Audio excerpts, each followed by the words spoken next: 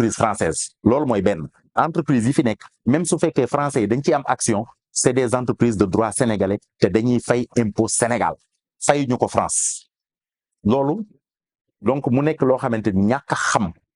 moo leen ko tax a wax dañuy dellu si waat ci loolu rek mooy ñii xamuñu fi ñuy teg seen tànk Seydou Badiane dafa ne un jeune qui a parcouru 100 villages est l'égal d'un vieux qui a vécu 100 ans te ñii gisuñu 100 villages te amuñu 100 ans loolu mooy dëgg Seydou Badiane nee na ndaw bu wër téeméeri dëkk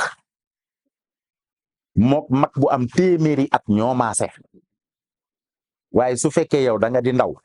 gisoo téeméeri dëkk ba pare amagoo téeméeri at kon xamoo dara mën nañ ko jàppee noonu bi mooy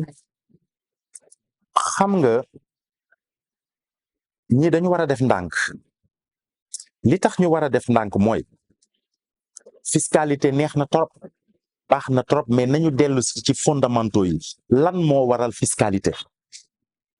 pourquoi ñu soxla fiscalité parce que fiscalité dafa bëri façon d'abord on ne gouverne pas un pays sur la base d'une politique fiscale la politique fiscale c'est un pan important pas des moindres bien sûr mais c'est un pan de la politique économique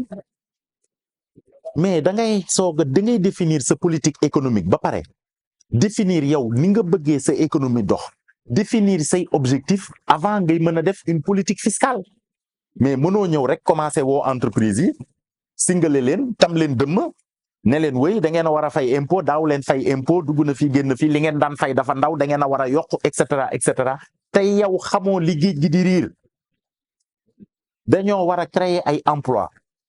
ngalla ñi nga xamante ni nii ñoo mën a joxe emploi nañ leen protéger te bañ leen a xoxatal parce que Sénégal dafa nekk en compétition nous ne sommes pas un îlot nous ne sommes pas dans un ghetto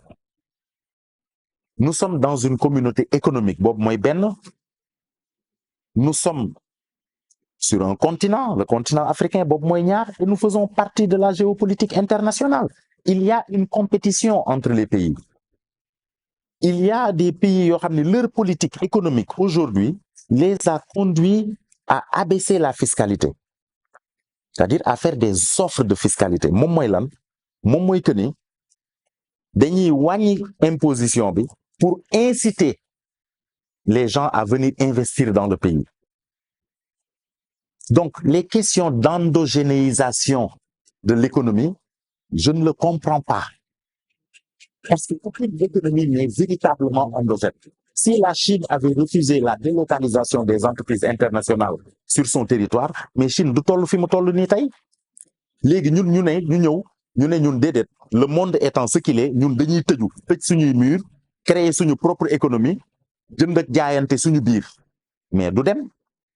mënta dem ndax àdduna tolluwul foofu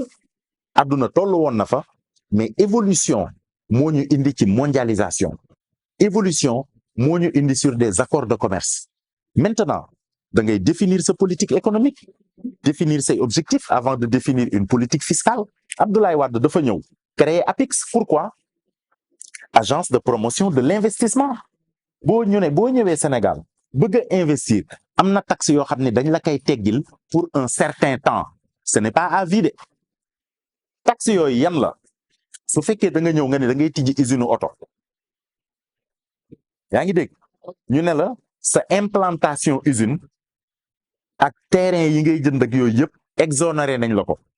mais matière première bi da nga koy fay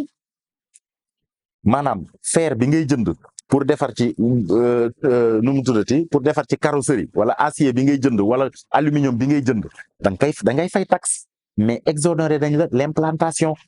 am yu bëri yu ñu la exonéré mais cela ne veut pas dire que doo fay taxe cela ne veut pas dire que ña nga employé ñuy liggéey du ñu fay taxe donc ça c'est un faux débat qu'ils ont installé c'est une fausse idée qu'ils ont mis dans la tête des Sénégalais pour réveiller ce sentiment de nationalisme là à fleur de peau d'ailleurs mais qui n'a pas de sens économiquement parlant parce que aujourd'hui ñoom jeunes yi ñoo leen fal jeunes yi lu ñu bëgg liggéey mais ñiy créer liggéey mais soo leen taxé lu ñu mënut mais nu ñuy def dañuy wàññi seen employé wala ñu tëj bu ñu tëjee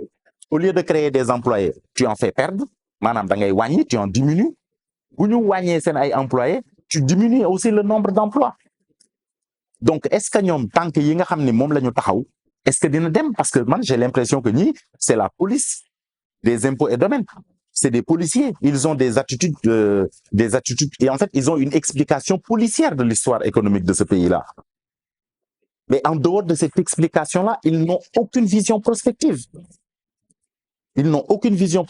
parce que li nga xamante ni nii moom la ñu bëgg a doxal baaxul ci économie bi dafay freiner suñu économie bu baax et les études ont montré que si tu abaisses par exemple la TVA d'1 point